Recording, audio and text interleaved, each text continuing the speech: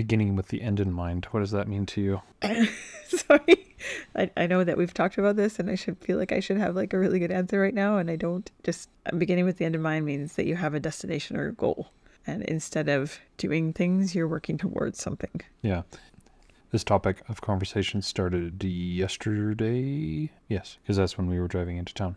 And we were discussing crisis management. Not like national crisis management, but more sometimes people of our acquaintance and us sometimes as well, and often with other people, don't operate from a anticipatory stance. They tend to... Reactive instead of proactive. Yeah, you're very erudite. It's probably because my brain's shut off today and I'm not working. It's because I just took Benadryl, so I'm still wide awake. Woo! You're all wired. I'm all wired for my allergy medication. Anyway, so a lot of people that we know, they tend to, like you said, react rather than act. And what you end up doing then is you end up putting one thing as your primary focus, and you focus on that until the next crisis comes along, and so then you react to that crisis. And so instead of getting ahead of anything ever, you're always reacting to the problem that's happening versus anticipating and getting ahead of it. Yep. That was profound. I don't know what you want to say. Well, it comes down in a number of things where it's the attitude of, well, I'll deal with that later, or I don't have time to deal with that right now, so I will deal with that later, even though investing an extra 5 minutes now will save you 20 minutes later. But you tell yourself that you don't have the 5 minutes now, so you spend the 20 minutes later, and so then when the 20 minutes later happens, you don't have another 5 minutes, right? And so yesterday we ended up talking about how we take a step back, put our life on pause for a moment, and anticipate the future and start making plans towards that future. Okay, right? to clarify, we talked about how that's what we should be doing. We're supposed to be setting ourselves up here as the in our ivory tower and telling other people what to do, not to learn from our experience.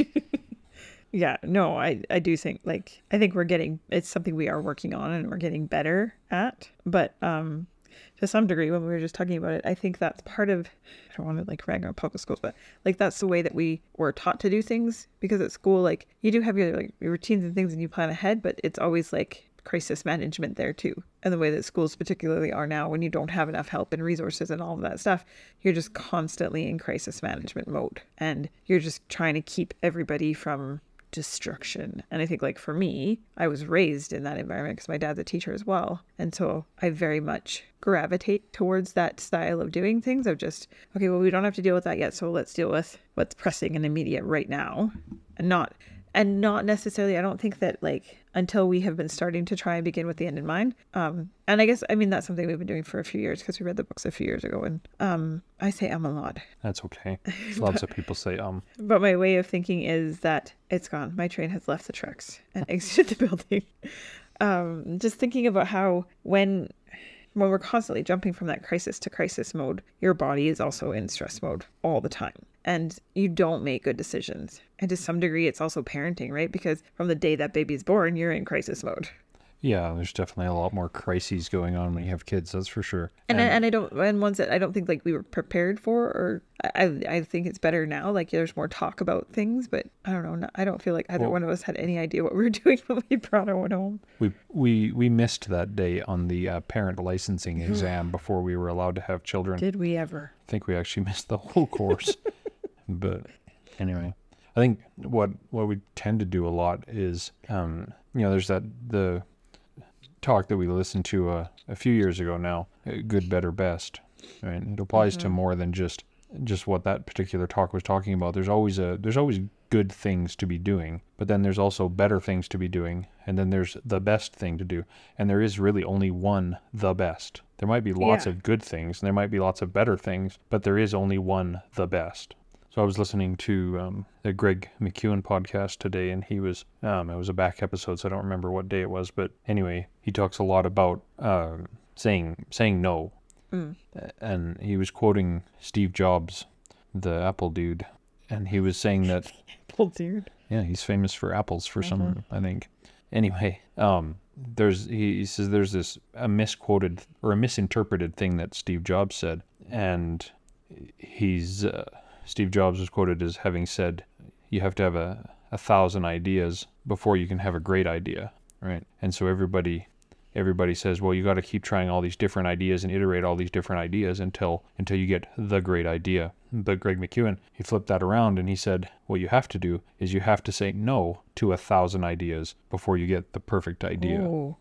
Right? Because you end up spending, if you work on these 1,000 ideas, they may be good ideas, but if you spend all your time on these 1,000 ideas, you end up having no time when the great idea comes along. Yeah. What are your deep, profound thoughts induced by your Benadryl haze? Sorry, I'm like hyper aware of the ums right now. I don't know why, but it's really bothering me. Because you're being recorded. I think that there's that tendency in all of our lives and in the way that we live right now to be so constantly surrounded with stuff and things and activities and busyness and stress. There's almost like an addiction to that. And there very much like is a tendency to almost like brag about it. I'm so busy, I'm so stressed, I'm so tired, I'm so anxious. And not that any of those things aren't real and are our struggles, but I think if we could simplify and say no to 1,000 things and just do those things 100% that really matter, it would change. Yeah. Like we both know people who can easily turn a 1-hour job into a career. And it's frustrating to deal with because all you have to do is just take the one step and complete the job. But instead there's this whole backlog of nonsense that you have to wade through. Yeah, exactly. And one of the other things that I've been working through the whole backlog of Greg McKeown stuff since I've been stuck in the shop fixing those friggin' doors. Anyway, I love how positive you are about them. Oh, tell you what, I'll never replicate doors for somebody again. It's just been a nightmare. Oh, anyway.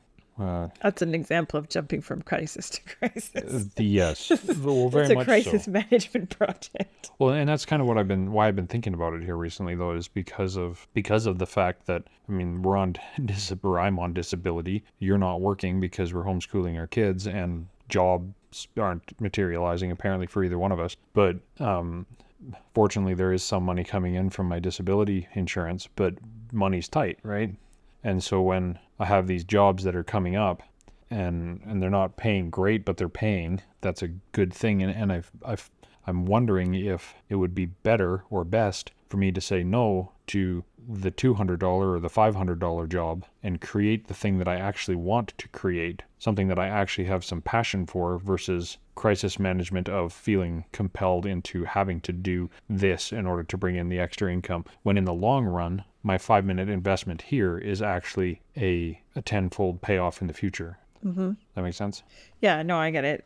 It's something like, as I've looked at potentially doing like some online teaching or something, for me, looking at it and looking at how minimally most of them pay, and by that I mean honestly minimum wage, and some of them are less than minimum wage. For me, that payoff isn't there for those jobs, because I know that stress of lesson planning for a whole other set and being responsible for that and marking and blah, blah, blah will take away from what I'm trying to do with our 3 kids at home. Yeah. And to a point that it will be detrimental, having worked full time and had kids at the same time as well. I know that it's really difficult to do, and we're dealing with neurotypical things and stuff at home that require a lot of me every day. So I will say, like, thinking about the end for me has made me pass on those kind of, like, even applying to those things where I'm like, it's not going to make enough of a difference. Yeah, it's not worth the sacrifice. Make one sacrifice to just have a larger sacrifice later. Doesn't make sense. Well, and we've had this conversation with your parents too about like sequencing, and it always drives me crazy. Your dad's like, oh, it's sequences. Things have to happen in sequence. And so you want to do this one thing, but like 10 other things have to happen before you can do that thing, because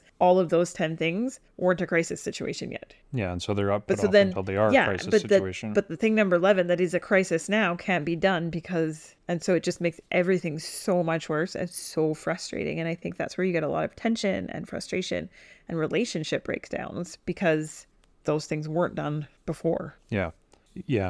Kind of taking a step back here, I was going to share this with you earlier, but it keeps popping into my head for maybe sharing on the podcast here. I ran across this TikTok because I'm on TikTok, not like you, because I'm hip and cool. Because I'm an adult and I watch them later on Instagram.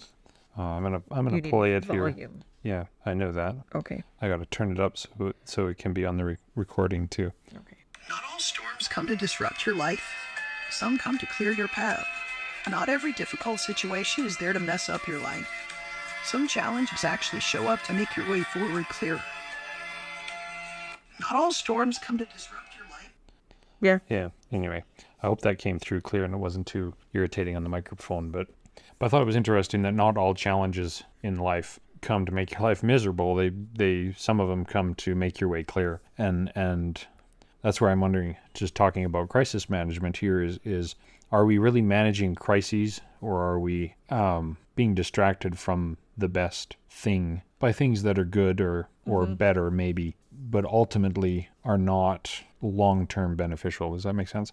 No, 100%. I think that makes sense. And I think that ties in like with what I was talking about before. I think that we're almost culturally trained to focus on the things that don't matter. Yeah. Because if we were all focused on the bigger picture, so many things wouldn't matter and wouldn't be issues or things. Yeah. Things like what? Well, you'd let little things go and you wouldn't fuss over details on things because you're looking into the future, right? It doesn't really matter what shoes you have or what bag you have or like those kinds of things. Yeah, materialism is definitely... Yeah. Does it matter that our kids get 10 presents at Christmas each, or does it matter that they have a thing that really is important to them? Because that's part of the overwhelm, I think, and we get caught up in the clutter of life and decisions and activities, and we miss actually heading anywhere, and we just end up circling. Yeah, going nowhere fast. Something I've been thinking about with this podcast in particular here, though, is like I started off the schedule with a Monday and a Friday episode, and the people who have been listening religiously, who I'm thankful for, and especially the patrons, we're very thankful for them. We're both very thankful, yes. We're into this, I think this will be episode 37. Oh, wow. So we've been in actually a fair amount now at this point, and I'm struggling with the concept, or with the idea that, am I saying something, or do I have something to say? You're so philosophical. Does that make sense? Yes, it does. Like, I feel like this is one of my struggles with, like, a couple... Last week? Yep. I was kind of feeling like I was hitting a wall with the recording of this stuff. I mean, I feel like I've been hitting a wall with a lot of things recently, but recording the podcast, I was kind of hitting a wall, and I've been kind of debating just pulling the plug and saying, it's been fun, thank you for talking to everybody, and blah, blah, blah. But like the day that I was going to say, okay, I'm going to pull the plug on this, I ended up actually having several people reach out, and they just out of the blue said, hey, thanks for doing this. You're making a difference, and all those types of things. So it kind of reset the mental block, I guess. But it also made me reconsider if I'm approaching this with the right frame of mind. Mm-hmm. Like, am I crisis managing this podcast specifically by going, oh, I got to get a guest by Friday, I got to get this done by Monday? Or am I better off, or are we better off, because you're complicit in this? I don't know if I like that. It's your fault too. Why is it my fault? Well, you're recording with me. Please explain this to me You're my right business now. partner. Anyway. I'm a lousy business partner. You made a bad choice there. Well, one of us makes the income and one of us makes the expenses. We both made the expenses. That's true. Anyway, back to what I was trying to say is I'm wondering if it's better, instead of just saying something all the time. I've had some great guests on, and lots of interesting things have been said, but there's also been times where I feel like I'm just struggling to say something. And so I've been pondering changing the release schedule to not be Monday, Friday, to be more of a less scheduled, but more valuable, if that makes sense. So instead of crisis managing on the regular schedule, waiting until there's something to say. I see where you're going with that, and I understand it, and I can see the benefits of it. I can also see where, like, part of that end in mind means doing stuff that you're not necessarily enjoying, and sometimes don't see a purpose to in the moment to get to that end product. Do you know what I mean? Yeah, absolutely. I mean, doesn't mean that everything is sunshine and roses all the time. No. But are there also times where, in the sense of saying no to 1,000 things so you can focus on the one great thing? Yeah. I know you don't listen to a lot of maker podcasts. No, because I listen to the same thing on repeat because I have ADHD. And I know how it's going to end, and I don't have to think about it and get freaked out. Yes. but the reality of it is there's a lot of podcasts out there, and it's not just in the maker community. There's a lot of podcasts in general, and there's getting more every time or every day. But I wonder if the regular release schedule is just adding to the noise rather than adding to the value. I know what you mean, and I understand what you're trying to say, but I don't think it's adding to the noise, because I think part of the growing pain is getting, like, you don't learn to walk without falling down. You don't swim without floundering in the water. There isn't, you don't ride up, you cannot. I don't know anybody who's ridden a bicycle without falling and scraping their knee. But does that mean that you shouldn't do it anymore because it's frustrating, or because that product that you put out there was imperfect and not good? Well, I'm not saying that I should stop doing the podcast. No, I mean, like, but In fact, I have some interesting guests lined up, but they can't be on until January.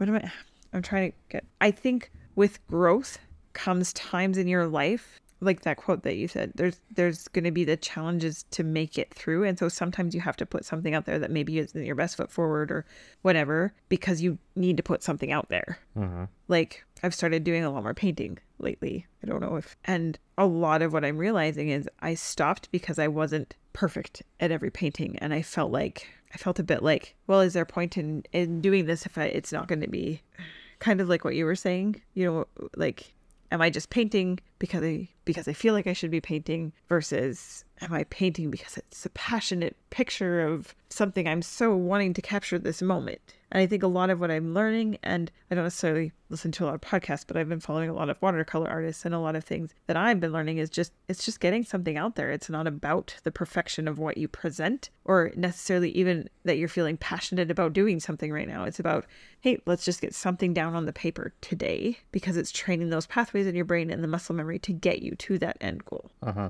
Do you kind of get where I'm going with it? Yeah. There's value in repetition, and there's value in, but that's where, and also holding yourself accountable to yourself, that you set a goal and you're not going to give up on you. yeah, but that's where going back to our good, better, best conversation. I've been going through goal setting in my course, and we've been talking a lot about SMART goals and how, specific, measurable, achievable, Realistic? realistic, Or relevant? Is it relevant? There's several. There's realistic, Okay. relevant, repeatable. There's a bunch of, and then time bound. But then I was listening to a TED talk. I forget the guy's name now, but Ted. We'll call him Ted. yeah, Ted on the TED Talk. So Ted on the TED talk, he quoted somebody who said something to the effect of, greatness isn't achieved by dreaming small. Yeah. And so his whole thing was about, we need to set more goals with vision.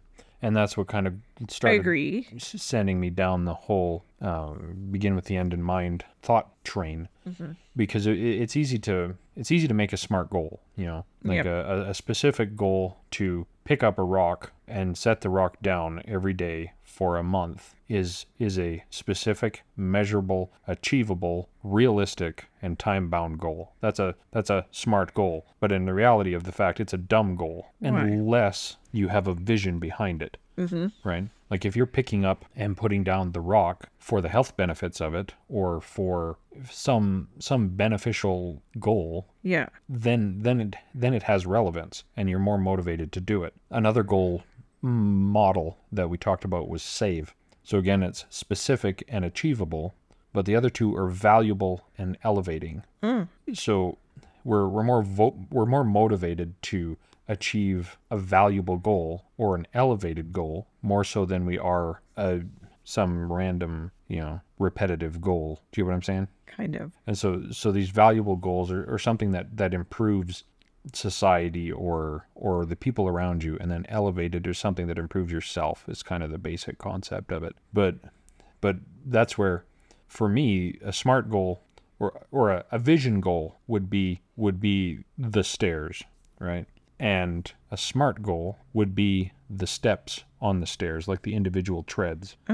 So a vision gives you destination. You can set all sorts of SMART goals, but if they don't have a purpose, you end up just going in different directions, or going nowhere fast, or whatever metaphor that you want to use for that directionless achievement, right? So then, what's our vision? I don't know. I'm reaching the point in the Benadryl that I am just every word just a song playing in my head. I think that's what we've been trying to figure out. And I think that's our goal, maybe. Like, and maybe that's like the challenge to you guys is, what is your vision? What do you want to see in your future? And I think a lot of us need to think, what do we actually want? Not what we thought we should have or what other people have, or let go of where you thought you'd be. Stop pursuing what society tells you should have done. Yeah. Yeah. Society told me to go to university and then I'd get a job, and it turns out that inflation has made that terrible and blah, blah, blah.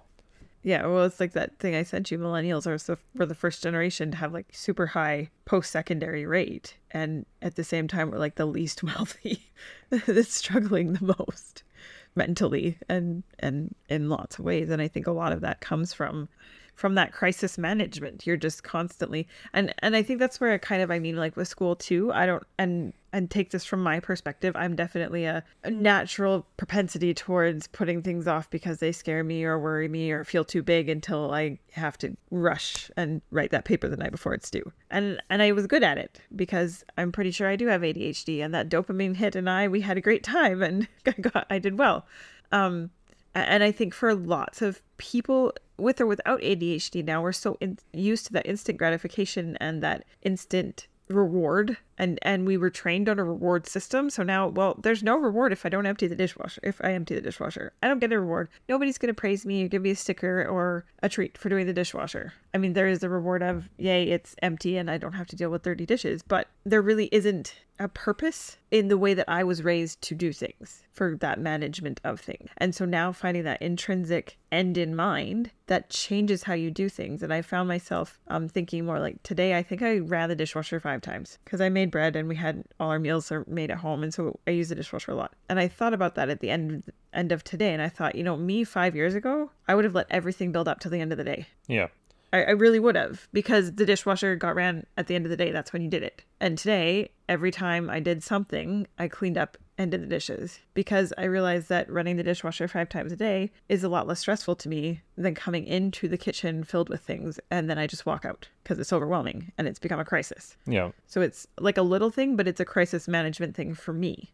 Well, it's not a crisis management. It's a crisis avoidance. But I mean, like managing it. So I mean that in a different sense of the word. Like it's helping me to thinking about the end of my day and not knowing that I do not want to do all the dishes at the end of the day. I don't want to put my kids to bed and come out of their room from that half groggy, I'm asleep state to a messy kitchen. I don't want to do that. But it had to become enough of an intrinsic motivator for me to change that.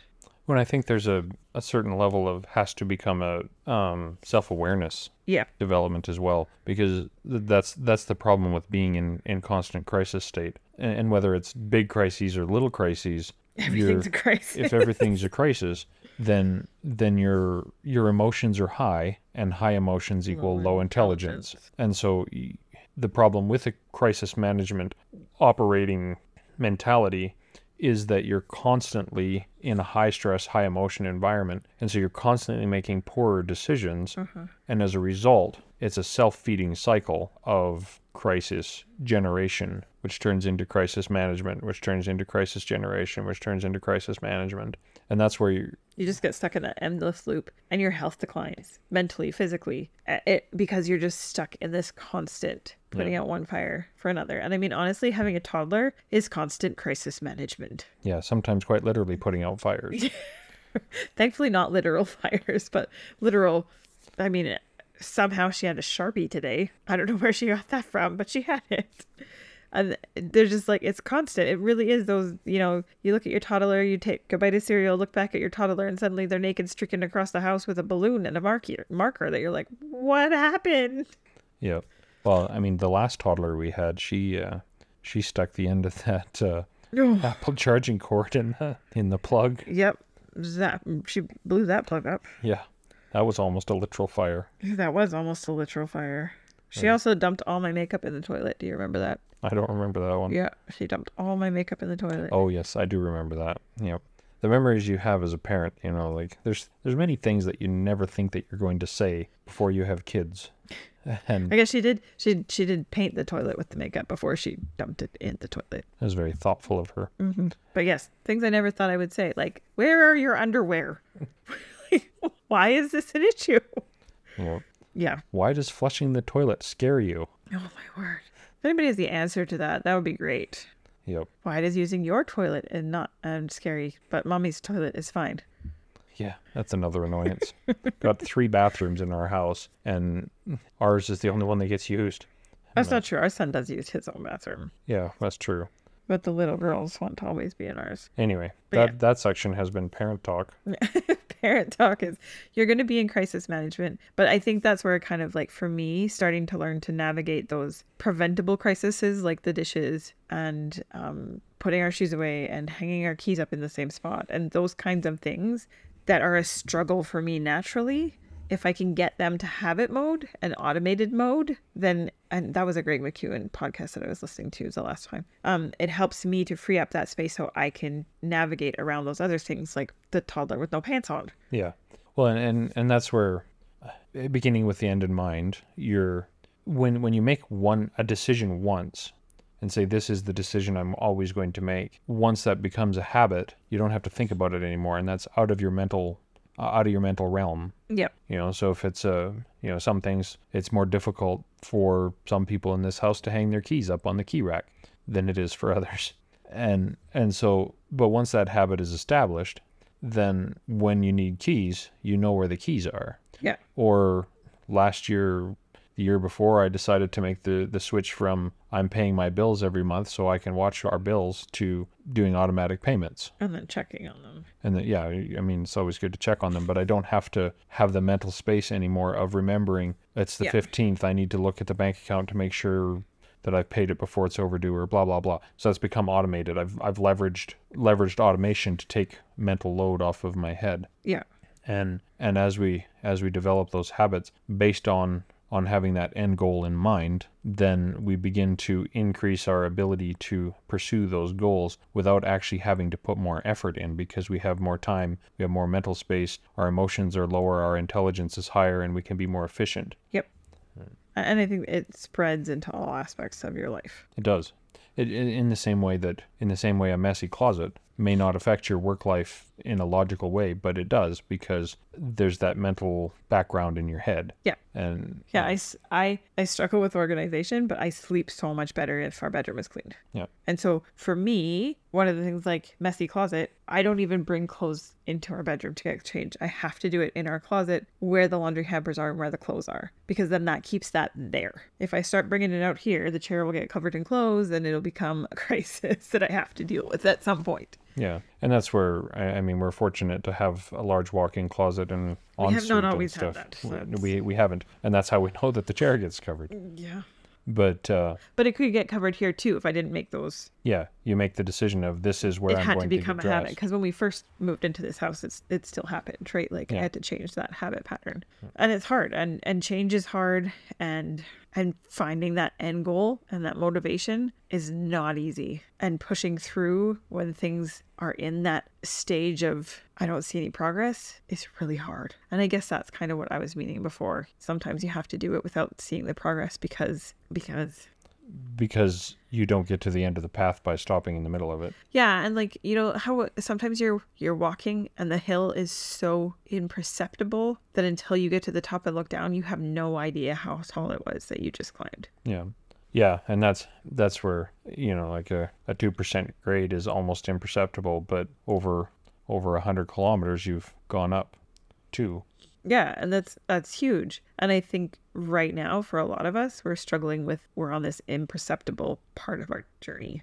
I was listening to somebody a while back, speaking of being on the imperceptible part of the journey, and he was talking about life's a U, not a line, and there's no mistake why there is a midlife crisis. It's because typically when you're in your midlife, mid-30s to mid-50s, that range, It sucks. it sucks. It does, because you're more likely to have kids.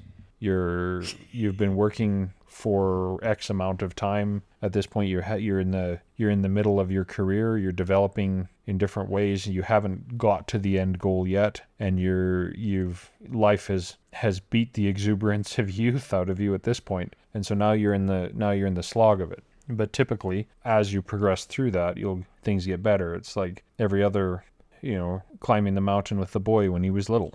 He want to give up because you can't see anything, but then you get to the top, and then it's an incredible view and an incredible experience. We're in the valley right now, and we can't see anything. Definitely feels that way anyway. But I think that's where the end goal is important. And I also think continuing to make end goals, because I think part of it we can get bogged down in that finding that perfect one end goal. Yeah, reevaluating. Yeah. It's okay to change. You can have, for me, when it's begin with the end in mind, I think there has to be one grand finale that I'm working towards instead of working towards climaxes. Living life in crescendo. Yeah, that's actually what I was picturing in my head was crescendos. Climaxes are good too.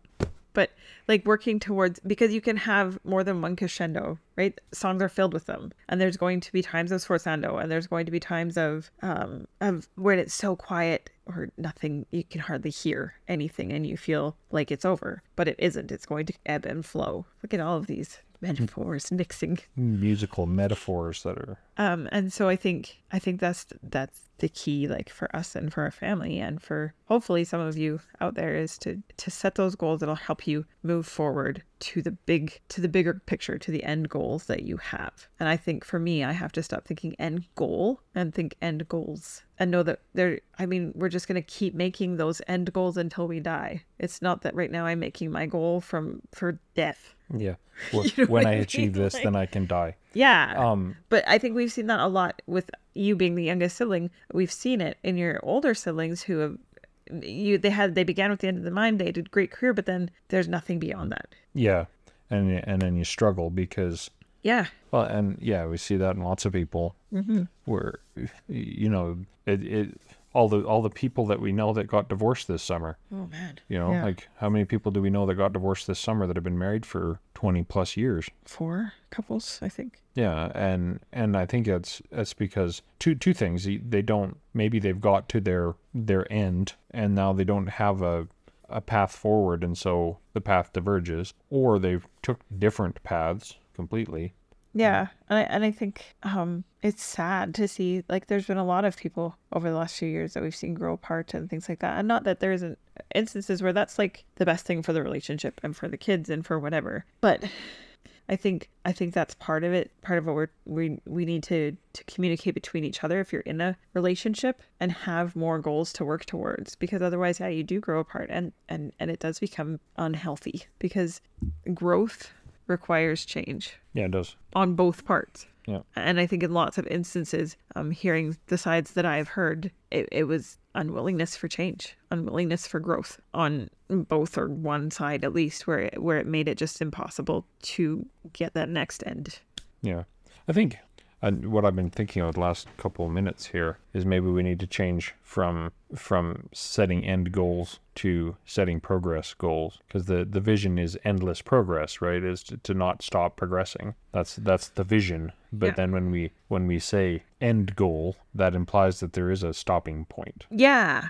Instead of a. And that's where I think, like, for me, that's very much like school was like, this is what you do. You do this till you're 18, then you graduate, then you get your degree, and then you get your job. And then that was supposed to be the case until 65. Yeah. Then you retire and you go on trips. Yeah. And it's so not how any of that has worked out. No.